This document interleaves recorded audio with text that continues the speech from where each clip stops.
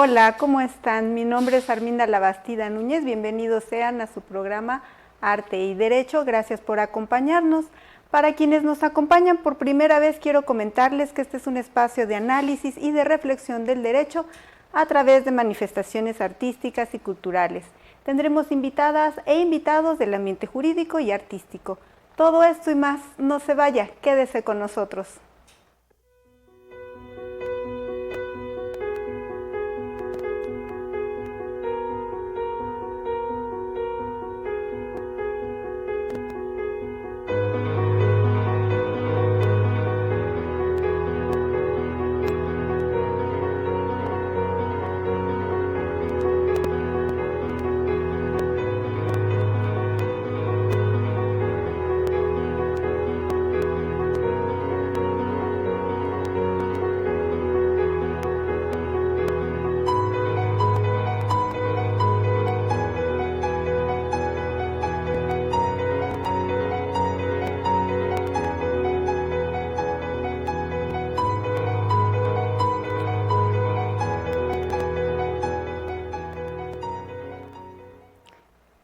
Ahora sí, vayamos con nuestro invitado de hoy, Héctor Florentino Sánchez de la Cruz, quien es originario del pueblo Yocotán, Chontal, en Centla, Tabasco. Realizó la licenciatura en Derecho en la Universidad Nacional Autónoma de México. Cuenta con diplomados en Seguridad Pública Ciudadana y Comunitaria por la Universidad Nacional Autónoma de México, diplomados en Locución por Televisión Educativa de la Secretaría de Educación Pública y Vox Studio, Escuela para el Uso de la Voz y la Interpretación, así como estudios sobre blindaje electoral para programas sociales por la Fiscalía General de la República. Fungió como representante del jefe de gobierno ante las 16 demarcaciones alcaldías de la Ciudad de México. Asimismo, se ha desempeñado como asesor en la Cámara de Senadores. Ha colaborado como periodista en medios como el periódico Reforma y como editor y fundador de la revista Estepario. Actualmente se desempeña como coordinador jurídico y administrativo de la Oficina Foránea de la Secretaría de Bienestar Federal, con sede en la ciudad de Oaxaca. Bienvenido, Héctor Florentino Sánchez de la Cruz. Nos sentimos muy contentos con su presencia en el programa. Maestra Labastida, al contrario, es para mí un honor estar aquí con usted y con su audiencia. Me siento muy complacido de estar aquí en esta mesa con usted. Díganos, ¿por qué considera que es importante para un abogado realizar estudios en locución? Mire, esa es una pregunta muy interesante. La locución no se debe de confundir con la oratoria. Son disciplinas totalmente independientes, cada una tiene sus matices, cada una abona, no están disociadas, pero por el contrario, el abogado al día de hoy debe de tener muchas herramientas. Para mí, el abogado debe tener un trinomio. ¿A qué me refiero con esto? De la expresión desde el derecho, el periodismo en la parte escrita y la locución en la parte oral. Debemos de saber expresarnos, manifestar con claridad las ideas. Estas son herramientas que nos van a ir dando base, nos van a ir sobre todo haciendo más humano, más empático con los demás, porque debemos de reconocer algo. Todos los seres humanos son ignorantes en algo por naturaleza, no conocemos del todo. Por ejemplo, los abogados no podemos aventarnos un discurso o una explicación que vaya a fondo como lo pudieran hacer los médicos para un tema de cirugía. Tal vez es un ejemplo muy escueto, muy superficial, pero si ahondamos o escarbamos un poquito, podemos ir a encontrar otros elementos más complejos y los abogados no conocemos todos. Incluso ya pasamos del abogado super sabelotodo al abogado especializado, porque cada vez la misma humanidad se va haciendo más compleja en cuanto a sus actuares, sus conductas, y eso finalmente nos obliga a ser especializados o especialistas en algo, no abarcar todo y que finalmente no nos conduzca a nada en particular. Entonces desde ahí debemos sobre todo clarificar, y estas técnicas nos las da la locución, de saber expresarnos, de saber decir las cosas con mayor claridad. Hay muchas técnicas que hay que rescatar, tanto de la locución hacia el derecho y del derecho hacia la locución. ¿Cómo surgió su inquietud por el conocimiento del derecho? Esa es una pregunta que me lleva a mi infancia, maestra. Mire, mi historia de vida está ligada a la historia de Tabasco y no por una cuestión presuntuosa ni pretenciosa, por el contrario, es parte de mi historia. Y esa misma historia de Tabasco hoy está reflejada a nivel nacional. ¿A qué voy con esto? En su momento, en la época de los 90s, década en la que yo nací, pues nací en la participación ciudadana, en la participación democrática. Mi familia, a raíz bueno, el asentamiento humano en donde estábamos, el pueblo, es una zona de pantanos, pero también es muy rica en petróleo. Entonces había muchos problemas por la contaminación de los residuos petroleros que había en esta zona. Entonces los indígenas, mi familia, yo soy indígena, los indígenas, mis hermanos, se manifestaron, empezaron a hacer estas expresiones de tal suerte que fueran escuchados, oídos por las diferentes tipos de autoridades. Mi familia estuvo ahí, entonces yo desde la cuna entonces estaba yo ahí. Este movimiento lo dirigió el actual presidente de la República, el licenciado Andrés Manuel López Obrador. Mi familia, así como muchas otras familias, fueron protagonistas de este movimiento, a tal grado de que sí fueron escuchados, pero previo a ser escuchados fueron apresados, estuvieron en la cárcel. Mi papá fue preso político. Entonces fueron muchas cosas que fueron marcando mi vida en ese sentido. Los chontales nunca han sido, los chontales de Tabasco, he de decirlo porque también hay chontales en Oaxaca, pero pertenecemos a troncos lingüísticos distintos. Hago esta aclaración porque luego se pensaría que nada más somos unos en el país, pero no, somos, por lo menos los que estamos vivos. Ya estaba bien chontales en el estado o la entidad de Guerrero, ya no están, ya desaparecieron, quedamos los chontales de Oaxaca y los chontales de Tabasco. Entonces, esa ha sido mi historia, todo eso marcó mi vida, estar ahí en la protesta, en la lucha social, en la participación democrática ciudadana. Eso es lo que de alguna manera tocó tanto que hasta la fecha, hoy el día, parte de mis investigaciones se centran en estos temas de la participación ciudadana. ¿Cómo describiría su experiencia como asesor en la Cámara de Senadores? Muy humana, pero sobre todo comprometida, partiendo de la humildad. Cuando está uno ahí, uno piensa que parte de la experiencia que va uno recabando y la formación con la que sale uno de la universidad, piensa que es el todo. No, la realidad es muy, muy adversa, muy diferente. Sí, la experiencia, el trabajo ahí me hizo todavía más humilde en muchos sentidos, porque uno piensa que solo es saber parte del derecho, porque el derecho tampoco nunca se termina de conocer, siempre va, a veces evoluciona, a veces involuciona. No es una cuestión que ya esté totalmente dicho todo. Entonces ahí te encuentras que uno tiene que conocer sociología, historia de México, historia universal, hasta cosas de los medios de comunicación. Uno dice, pero ¿por qué finalmente a eso te lleva? Es tan complejo la dinámica del servicio público, desde el aparato legislativo, que te va haciendo dimensionar muchísimos factores que antes no se veían, que en ese momento dices, híjole, ¿cómo lo resuelvo? ¿Cómo llevo esto a buen puerto? ¿Cómo ayudo pues en este caso al representante popular a que salga de este tema o lo pueda expresar mejor? A veces el asesor se vuelve una especie de consejero. Su trabajo no es para nada menor, es importantísimo. Tomando un poquito de la historia como platicaba, tenemos en la historia que muchos de los anteriores diputados constituyentes no tenían asesores. Ellos por sí solo realizaban toda la actividad legislativa. Hoy es parte de las prerrogativas de los representantes populares.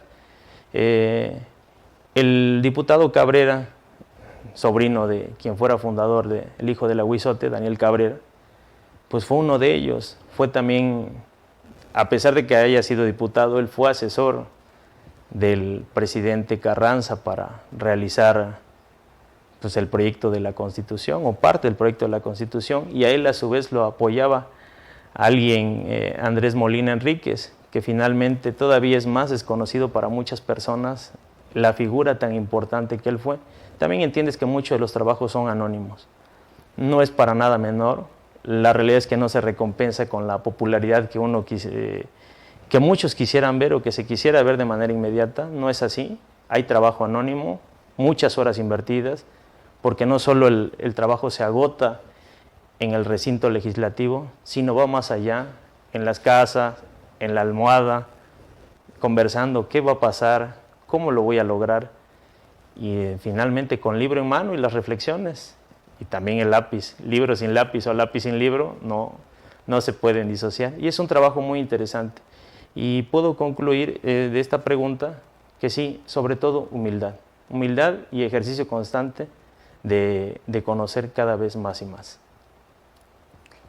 Sabemos que ha sido colaborador periodista en medios importantes de nuestro país. A su juicio, ¿qué es lo que debe comunicar un profesional del derecho? Claridad. En las aulas, porque de igual manera soy profesor, en las aulas les platico a las alumnas, a los alumnos, que a veces sí hay una tendencia muy fuerte, a veces un tanto... uno a veces sueña mucho. ¿A qué me refiero con esto?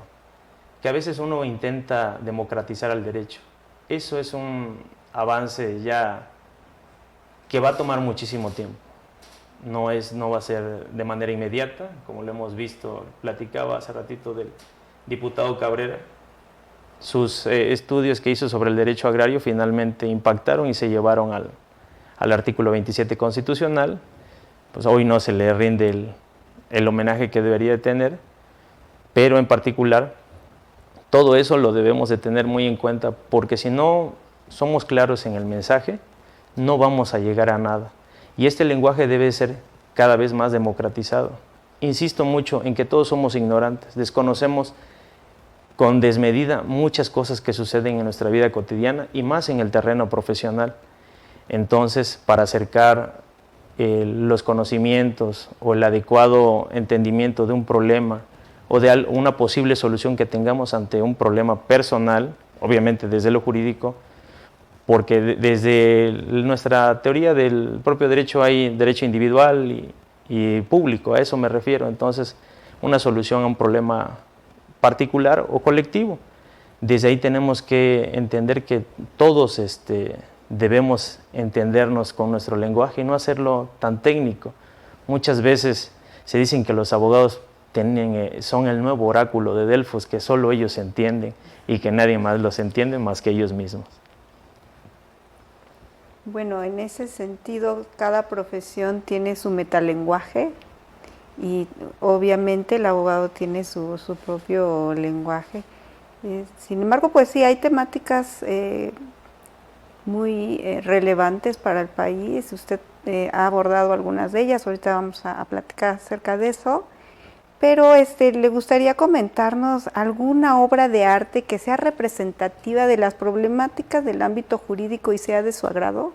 Sí, en nuestra Suprema Corte es a su vez que sea un recinto judicial donde es un faro en muchas ocasiones, es un faro de esclarecimiento de los problemas de gran trascendencia para este país, y a la vez de ser un recinto, un paraninfo del derecho, también es un museo. Sus paredes gritan justicia, porque hay demasiados murales que transmiten eso. De entrada el nombre de este programa es muy interesante porque a veces parece disociarse el arte del derecho, y no, el arte se manifiesta de muchas formas, y uno de ellos, sobre todo porque es actual, moderno, contemporáneo, es un muralista, es el maestro Ismael Ramos Huitrón. Él es muralista, más o menos en 2008 terminó el mural, que es En búsqueda de la justicia. De ahí nos representa muchas cosas. A mí en lo particular me gusta más, está al ladito de don José Clemente Orozco, su mural también. Él se centra en el derecho laboral, pero me gusta rescatar un poquito más esto, porque él abarca muchas cosas y desde antes de la conquista hasta las fechas actuales trata de plasmar en su mural, en los diferentes niveles de la corte, los pisos, y busca, en sus palabras, busca que la representatividad de las imágenes, el pueblo sea el protagonista de esos espacios, de esa representación, porque en otros murales pues generalmente vemos a las figuras, a las caras, los rostros conocidos de nuestros héroes nacionales desde la independencia, la revolución y otros espacios que han sido significantes en nuestra historia. Él justamente divide eso y se aboca a decir, voy a representar a este niño que es anónimo, pero sin embargo tiene mucho que ver con nuestra realidad y con la búsqueda de la justicia. Y otras de las cosas muy importantes que él plasma es que dice, sí, la justicia es compleja, es difícil de entender, pero la justicia está en cada uno de nuestros días, en cada uno de nuestros actos. Y por eso él también identifica a un boxeador, identifica a unos niños, también muestra ese choque cultural de entre la España de ese entonces y lo que era nuestro México, por así decirlo, este mosaico cultural. Cuando un compañero indígena intenta domar un caballo, o sea, desde ahí pues, no estábamos acostumbrados a domesticar al caballo. Entonces esto trastoca todo y simbra todo, y su mural es del pueblo. Es la persona que está ahí, que vive en el día a día, y también toca otro tema que lamentablemente ahora no quisiéramos que estuviera en muchos espacios periodísticos, pero es el tema del feminicidio. Él ya desde ahí aborda y lo plasma y dice, es una señora y detrás de la señora hay un niño. O sea, esta dualidad de género es muy importante porque la señora aparece como con una especie de cartel y dice, ni una más. Es doloroso porque pues todos es un problema social y a todos nos duele. A todos, nadie quisiera pasar por esos temas. A veces quisiera que eso se erradicara y que no pasara, no viéramos eso, pero se representa ahí. Y eso es parte de la complejidad de la justicia, como él lo llama, pero entendiendo que está ahí en cada uno de nuestros días. Y finalmente, bueno, otra de las partes en donde remata, que la grandeza de un país se alcanza o se logra con justicia, que es lo que buscamos todos nosotros en el día a día. Para eso estudiamos Derecho y para eso seguimos aprendiendo del derecho. Así es. La democracia es un tema reiterativo en el mundo del arte, asimismo los feminicidios. Incluso en las cortinillas de nuestro programa tenemos algunas obras de arte que manifiestan esta violencia a la mujer y que se vive cotidianamente. Entonces, de ahí que está muy estrechamente ligado, vinculado el arte con el derecho.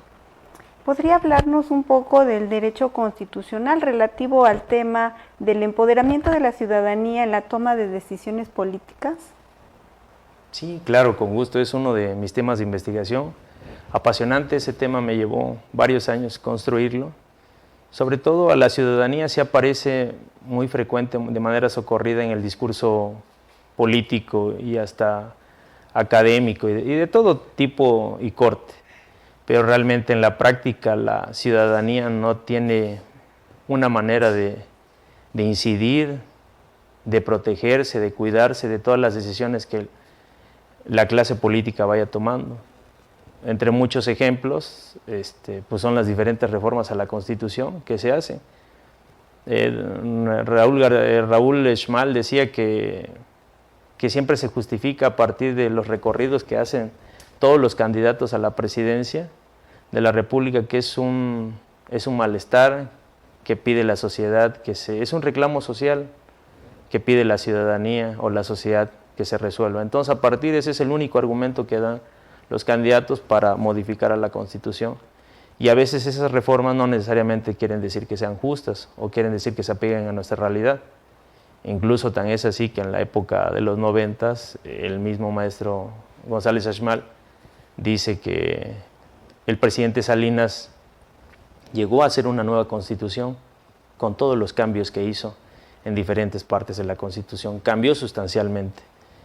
Y sí, muchas veces nuestra Constitución dice que es rígida, pero en la práctica, eso es en la teoría, en la práctica nomás no, y suceden muchas cosas, y justamente la ciudadanía debería de poder tener una herramienta a su alcance, a su disposición, no solo para participar, sino incidir, controlar y que sea tomada en cuenta Por ejemplo, estamos hablando de la acción popular, que muchas veces se confunde con otras herramientas como el juicio de amparo, la controversia o la acción de inconstitucionalidad. No, este es muy particular, está diseñado, no es nuevo, es nuevo para cómo se está tratando, cómo se está abordando, pero finalmente la acción popular está simplemente diseñada para que la ejerza la ciudadanía y se pueda defender ante algún atropello, algún arbitrio. La reforma o la ley indígena del 2001 tenía mucho que ver, no se logró, esas fueron una de las cosas que se pudieron haber salvado para controvertir una reforma a la Constitución. Apenas estuvo de moda la prisión preventiva oficiosa, no se logró, la Corte no ha sido un faro de claridad en ese tema en particular, es un tema que tenemos pendiente y sobre todo que la misma Corte puede orientarnos para empoderar a la ciudadanía. Y la ciudadanía actualmente está muy desprotegida y no todo es el juicio de amparo, no es que esté mal, está muy bien, sino simplemente, decía el doctor Miguel Cobian Andrade, a mayor control, mayor democracia. Y la democracia se produce, no nace por sí sola. Entonces, desde ahí tenemos que empoderar a la ciudadanía, porque el sistema democrático, el eje o el actor principal o elemento esencial es la ciudadanía, no son los políticos. Y los ciudadanos somos todos. Así es.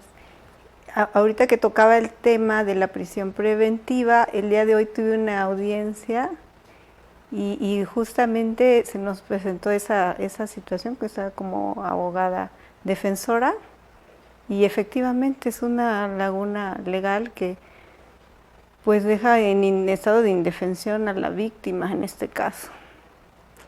Sí. ¿Le gustaría comentarnos sus nuevos proyectos, en qué es lo que va a trabajar actualmente? Con gusto, muchas gracias.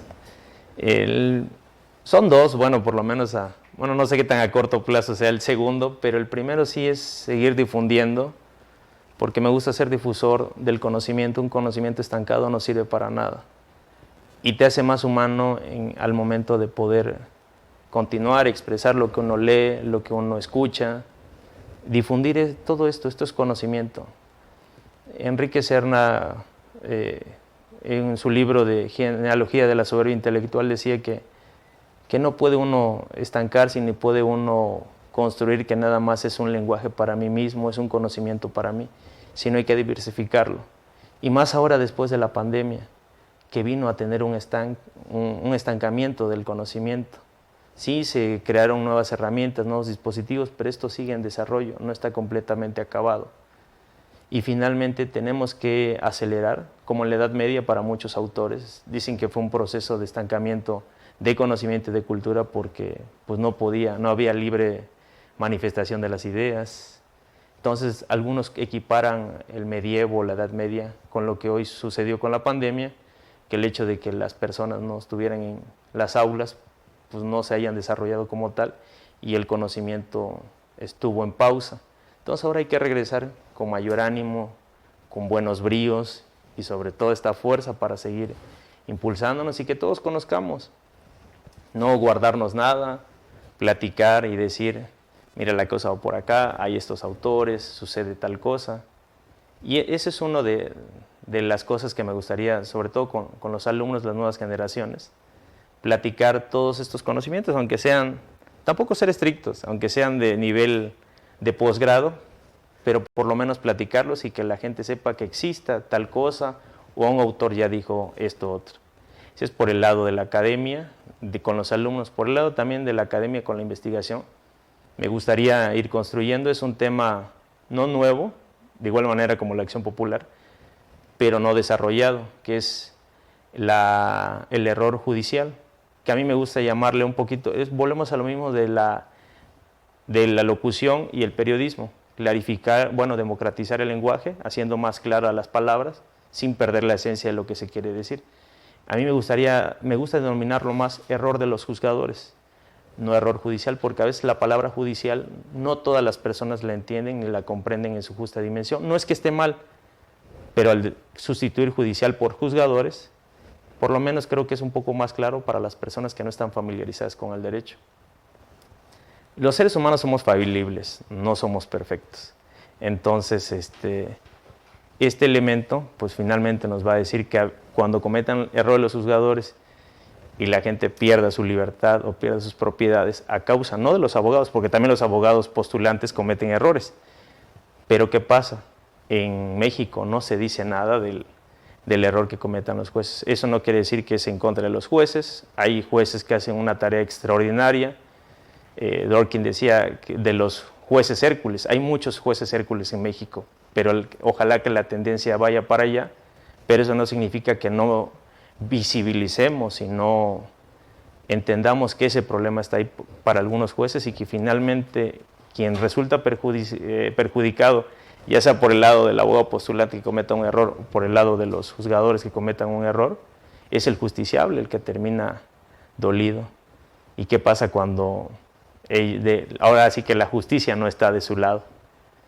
Y ese es uno de los temas de investigación que más, no sé cuántos años me vaya a tardar, pero va por ahí, porque no es nada más producir por producir investigación, sino que tenga un propósito. El propósito es, en lo personal, la justicia social. Qué bonito. ¿Sería un mensaje para los alumnos de Derecho? ¿O le gustaría decir algún mensaje para los alumnos de Derecho? Sí, pues que si en algún momento consideran que un conocimiento tiene que ser difundido, no hay que quedarse silentes o calladitos, hay que expresarlo. Tal vez esas ideas que hoy para unos, o esa información o ese conocimiento, no sea valioso para uno, no significa que pueda ser valioso para otras personas. Y más ahora que los motores tienen que estar en los pits de alta velocidad, porque la pandemia nos vino a demeritar un poco. Y yo digo que sigamos difundiendo el derecho, como en este espacio, del cual me siento honrado de que me hayan invitado. No, pues nosotros nos sentimos honrados por tenerlo el día de hoy. Comparto con usted la idea de que es muy importante lo que piensen los alumnos. Yo también doy clases en una universidad de Derecho y siempre les digo a los chicos que es importante que manifiesten sus ideas, sus inquietudes, porque de otra manera no se pueden visibilizar muchas problemáticas que necesitan y requieren de soluciones que solamente los alumnos, la gente joven puede hacer el cambio y deben tener esa seguridad de poder hablar y expresar todas las cosas que ellos consideran que están mal y que pueden mejorar a nuestro país. Entonces, coincido con usted, le agradezco infinitamente su presencia en el programa y en general sus aportes en el ámbito jurídico. Hasta pronto, y también al público que nos acompaña, como en cada emisión, muchas gracias por habernos acompañado, muchas gracias, licenciado, y bueno, pues hasta pronto.